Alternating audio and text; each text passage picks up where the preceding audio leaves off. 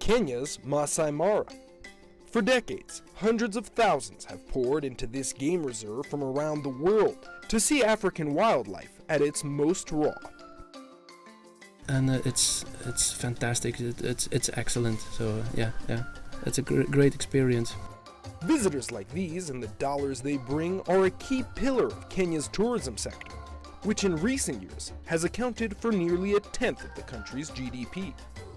But last year, with the COVID-19 pandemic gripping the globe, all that changed. Suddenly, all guests were gone. Most people were sent home. The lockdowns meant that we here were stuck, and those guys there were stuck as well. We were closed for 3 months. Our salaries were all cut.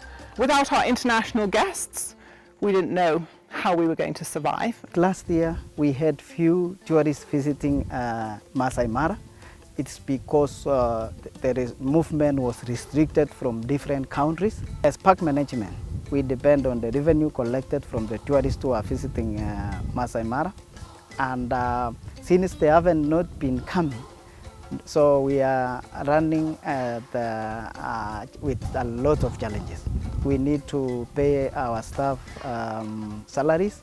We have to maintain our roads.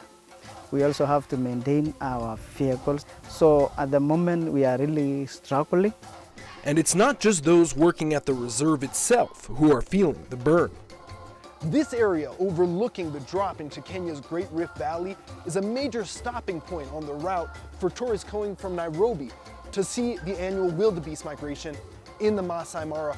Ordinarily, many would stop here to purchase souvenirs, gifts, and the like from the many curio shops that line the route. But since the pandemic began, the flow of tourists coming this way has slowed to a mere trickle. As you can see, many of the shops have been forced to close as a result, taking with them livelihoods of the people who call this community home. Some are still doing their best to eke out a living here, but it's slow going. Joshua Njeri has sold handicrafts by this roadside for more than 20 years. He says the pandemic's effect on tourism has hurt sales and dried up income for his family. So tangu wakati COVID ilikuja, tumeumia sana. Juu hakuna wageni, maisha imekuwa ngumu. Juu kaa saa hii niko na familia, na huwa nafeed familia yangu na hii province. So wakati hakuna tourists, sisi tunaumia. Juu kila watoto wenye niko nao, wote wako shule. Despite the gloom, hope is on the horizon.